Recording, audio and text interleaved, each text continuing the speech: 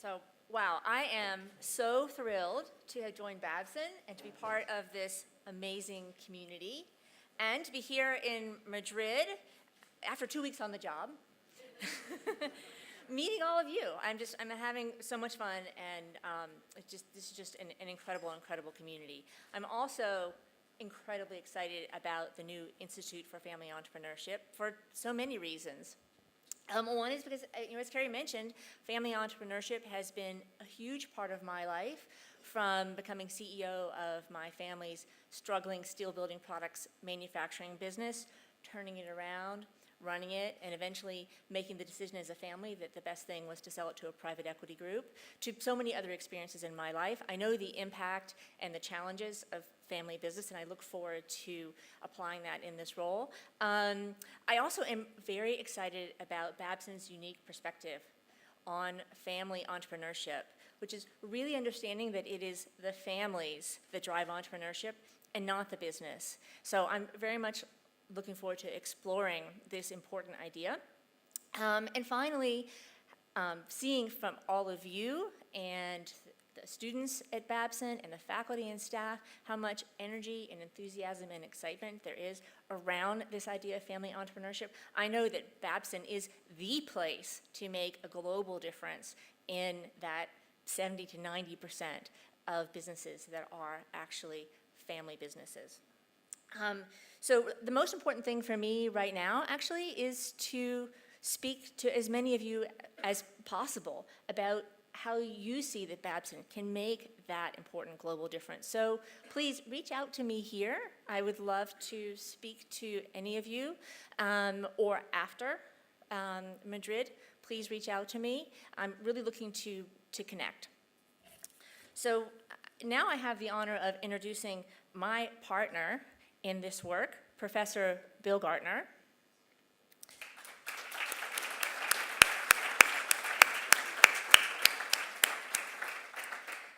Professor Gartner is Babson's Bertarelli Foundation Distinguished Professor of Family Entrepreneurship. He is one of the foremost authorities in entrepreneurial behavior in the world. He's one of the top 5 most cited scholars in the entrepreneurial field. He's the recipient of the Swedish Entrepreneurship Foundation's Award for Entrepreneurship Research, which is really known as the Nobel Prize in entrepreneurship academia. So we are so fortunate and so excited to have Professor Gartner at Babson developing family entrepreneurship. I also want to introduce our distinguished panelists for the upcoming panel. We are really thrilled to have 2 Babson alumni parents from here in Spain sharing their thoughts and ideas around family entrepreneurship with us today. We have Francisco Riberas, the executive chairman of Gestamp, and Susana Gallardo of the Gallardo Family Group.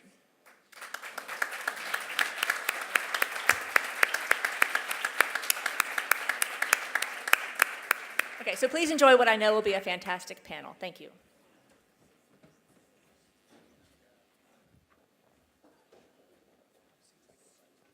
So the mic's on?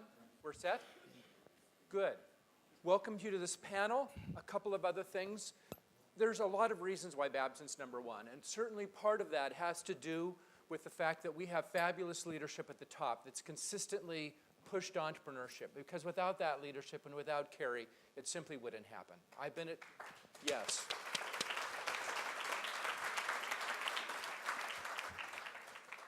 If you've known my resume, you know I've been at a lot of good schools that have always wanted to be #1 in entrepreneurship, but they've never had that leadership to make that happen. So that's really been critical.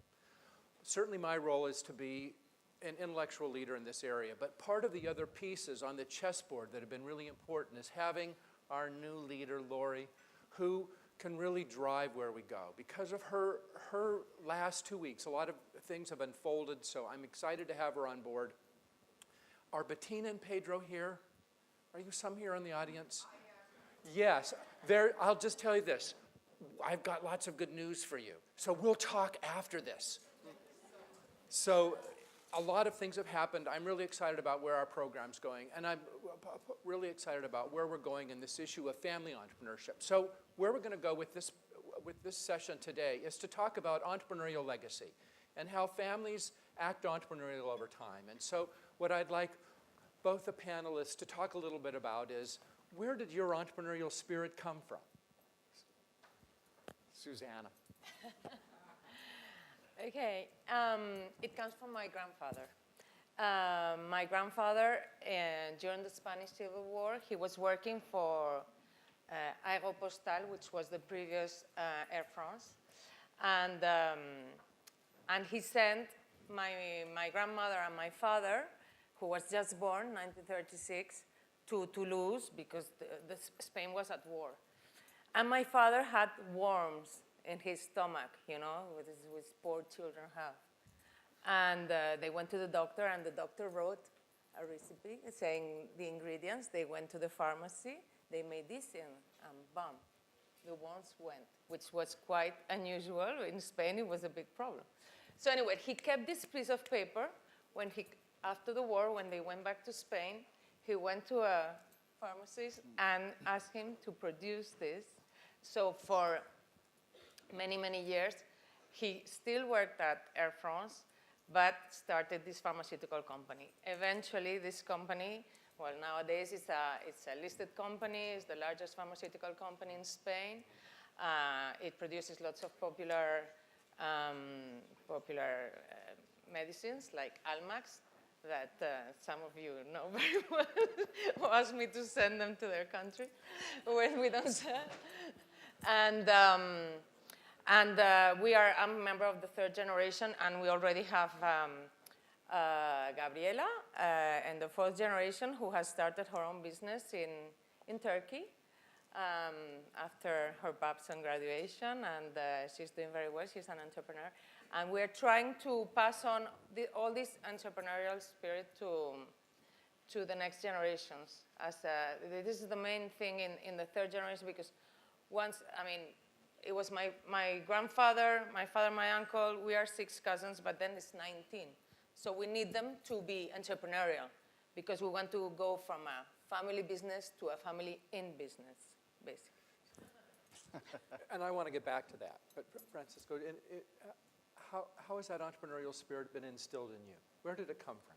Well, good morning to everybody, and thank you for inviting me to join. Well, in our case, it's clearly coming from my father. My father's story, like many others at that time, it was like the story of somebody growing from a poor family after the Spanish Civil War, that he was, let's say, forced to quit studies when he was 14 years old in order to support the economy of the family. And he started as an apprentice, painting ceramics.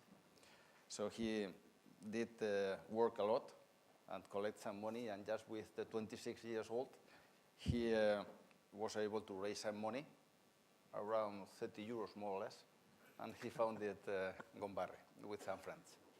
Okay, very quickly, in fact, he started with a rented flat, with a telephone, with a motorbike, buying and selling metals, little by little, warehouse and plant and factory. So by the end of the 80s, in just 30 years, the company Gombarri was the leader in Spain in the steel service area, which was a kind of a big entrepreneurship idea. I joined Gombarri when I finished the college in 1988, and also my brother also joined the company 4 or 5 years later. We learned a lot from my father, from the company itself, and then I decided myself some years later to promote inside the family another company, which was Gestamp, which started in 1997. Just a few days ago, we have celebrated 1 year that we become a listed company in the Spanish market. This company has been able to grow a lot for many years now. In this company, we are working in more than 100 plants, more than 40,000 people, and altogether, let's say, in the group of this father, with this heritage of my father, now we are working more than 50,000 people. So I think it's kind of natural, and we try to send these messages and these principles not only to my daughters or to my son, but also to all the workers that are today working in the group overall.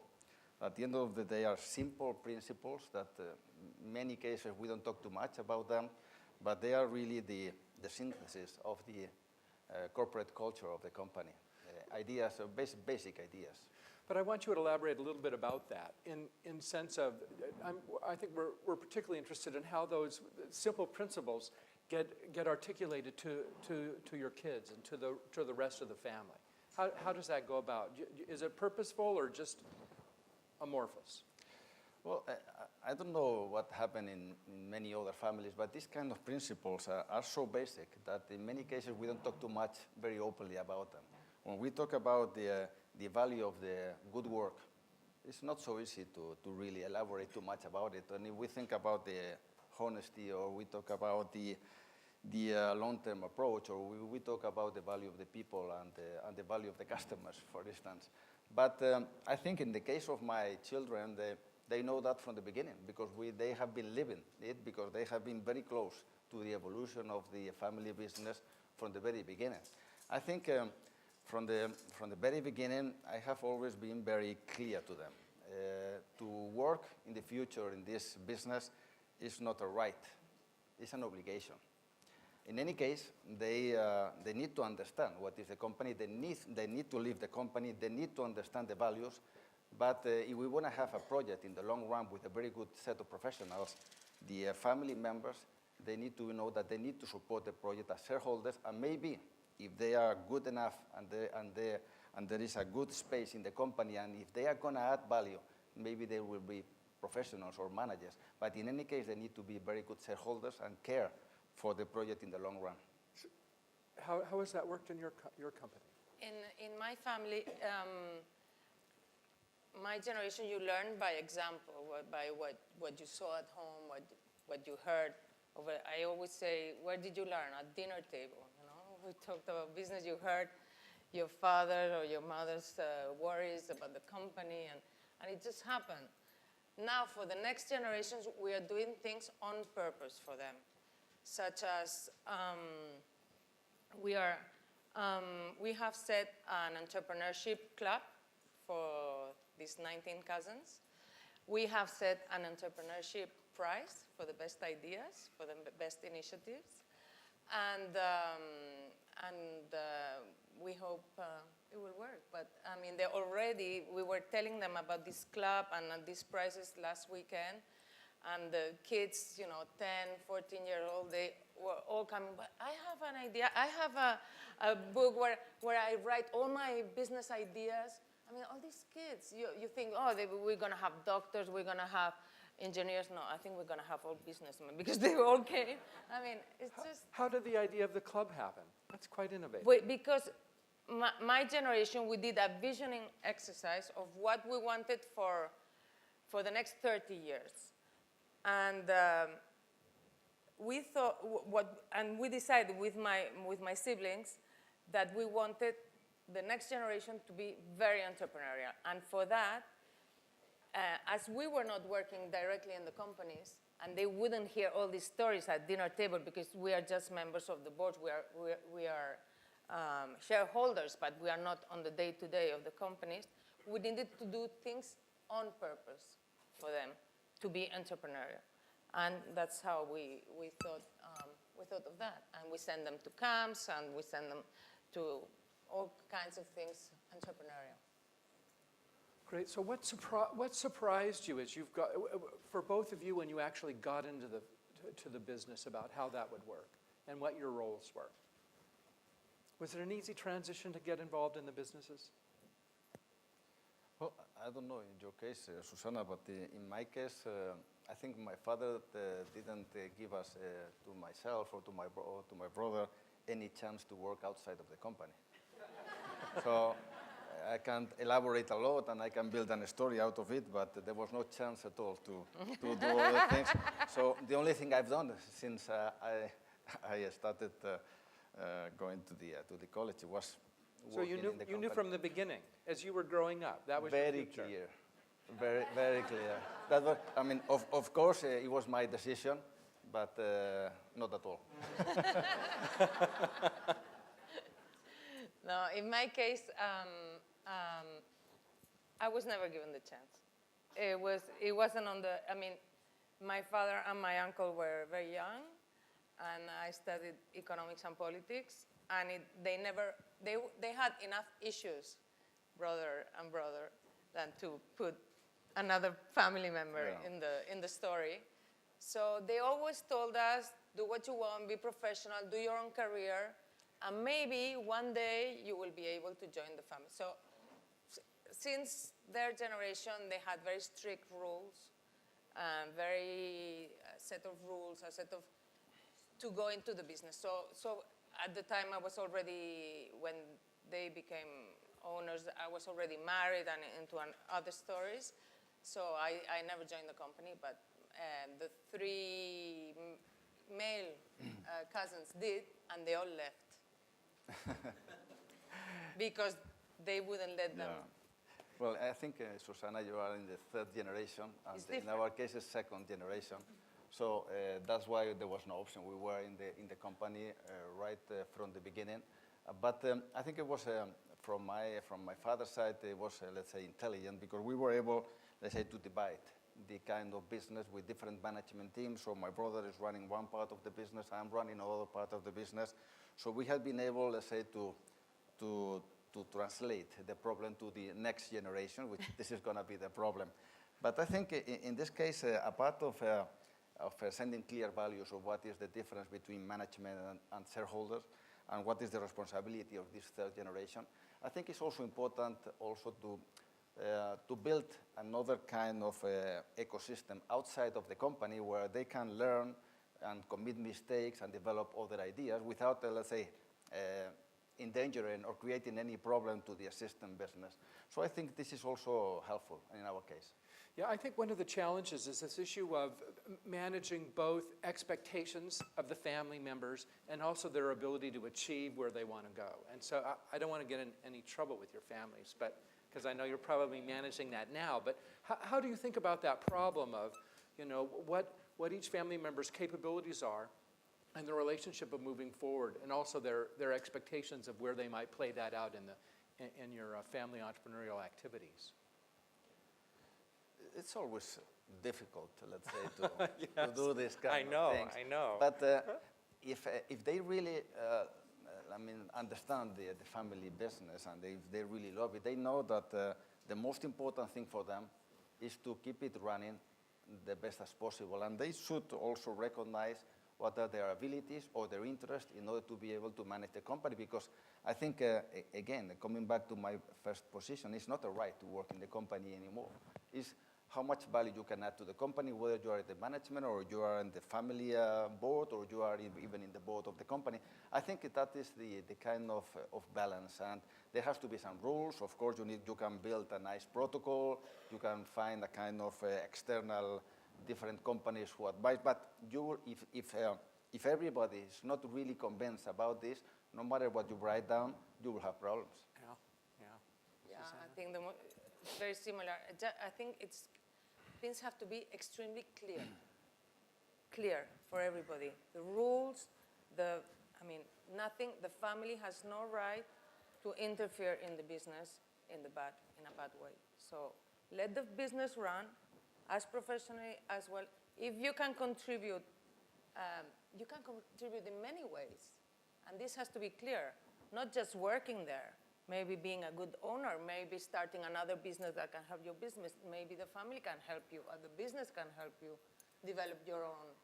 So it's very important to be clear that that the things are super clear, and that they accept it. You have to educate the new generations from very, very young age to understand what this game is about. Now, and one of the things that both of you have mentioned as well that I want to emphasize is that both of you are taking a very long-term view of the company. I mean, you specifically stated 30-year vision.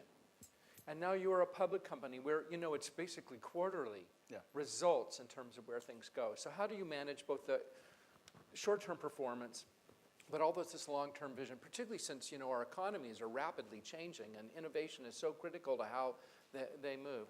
How does long-term play out with short-term? Not easily, because in fact, it's true that you need to take always into consideration what the analysts and the investors will think about what you are doing in the company.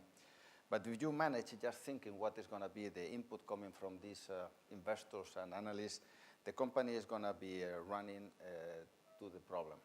So what we need to do and what we try to do is, of course, formally, you need to have a corporate governance that needs to work very well. You need to be very clear when you are talking to everybody, which are your investors and analysts. But at the end of the day, you need to keep the kind of policy and long-term strategy for the future. Because if a company starts to be managed in the short term and with shortcuts, you are not going to be able to keep the project for the future. And I think this is the important thing. When we think about a family-owned business, our project is always long-term.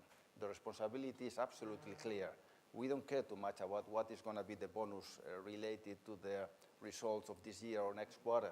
No, your project is long-term. Of course, you need to take care about everything which is going, and you need to fulfill, and you need to be able to have happy investors and happy analysts.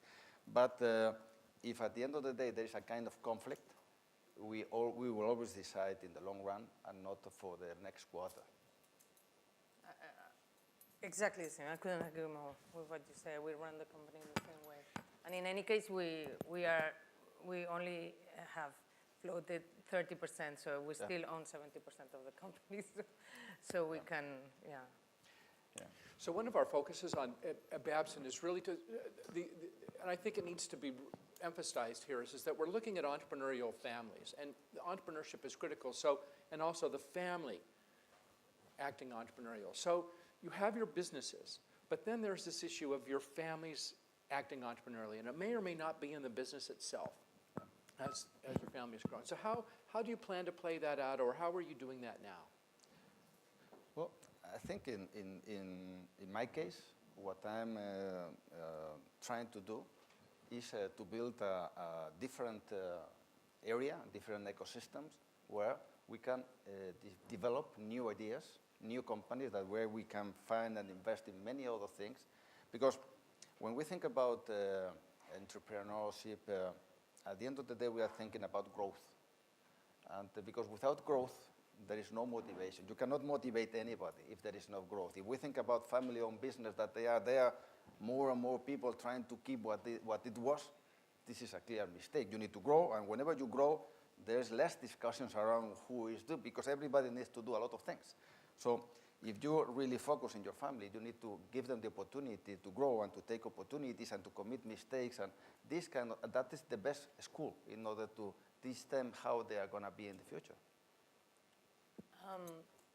What we did when we saw that as a medium-sized worldwide pharmaceutical company, we didn't see the future so clear, we went public, and with this money, we decided to go on a completely different business, which was healthcare. And what we did was start the first healthcare private equity fund in Europe. We bought 10 hospitals in Spain.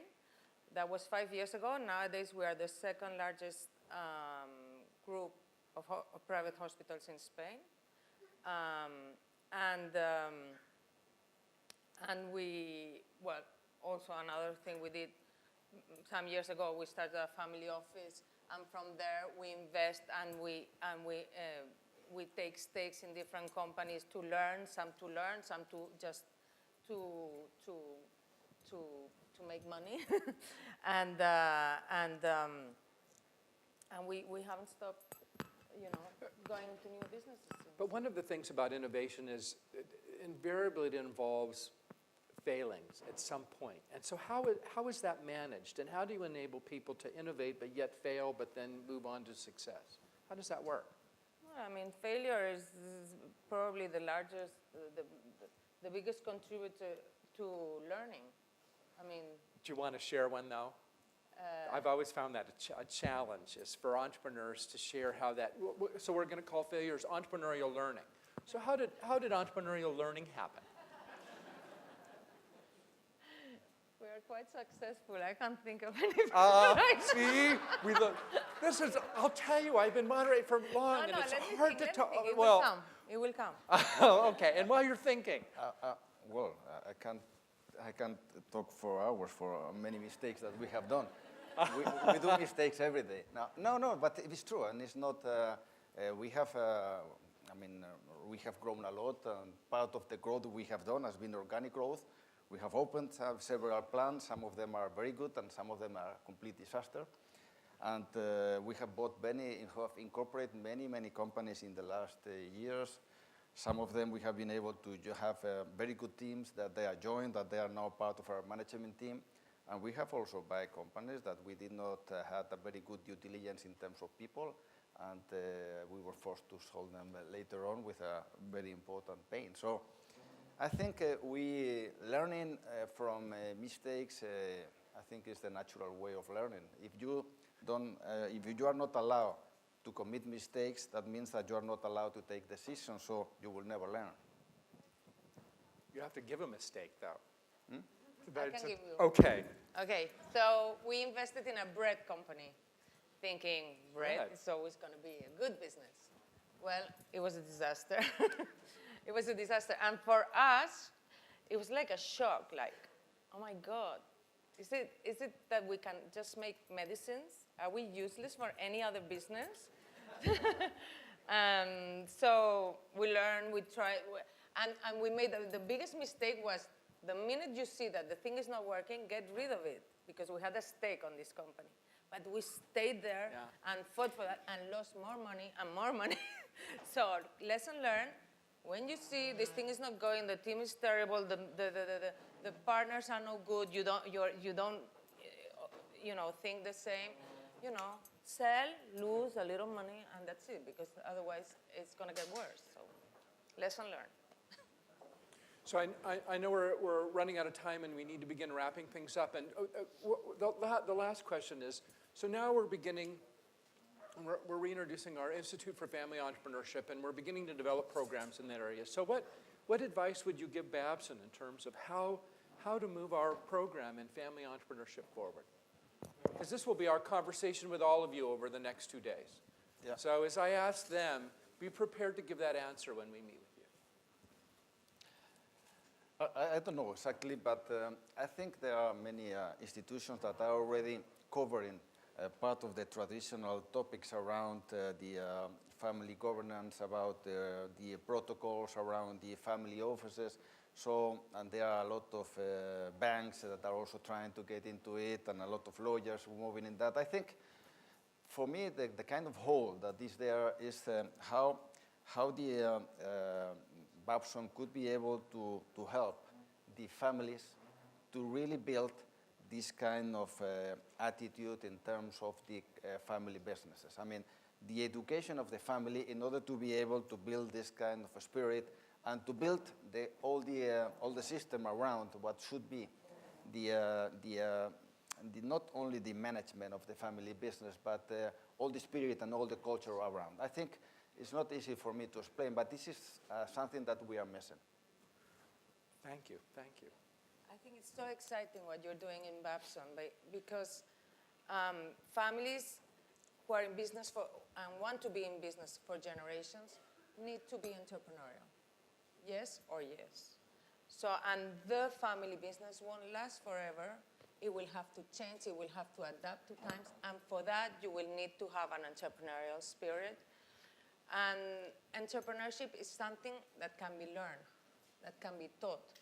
And I think families will be very excited to see this for the next generation. And I think you should do programs for the young people and even for the younger, pre-college people, because I mean, I would love to send the young people in my family to do, to start thinking entrepreneurially. Yeah.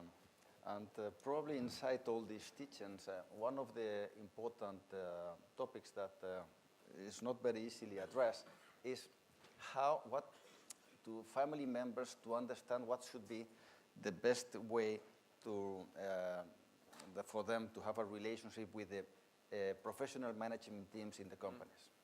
Sometimes we don't pay too much attention of what is the kind of feeling from these professional people working with the family for many, many years, and the kind of mixing together that they could have with the next generations and how the transition should come.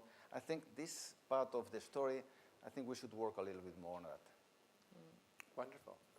I want to thank our panelists for taking time out of their busy schedule. I know Susana's about to head on out to Munich, so lots of things are going on. Thank you for being here today. Thank both of you for being here.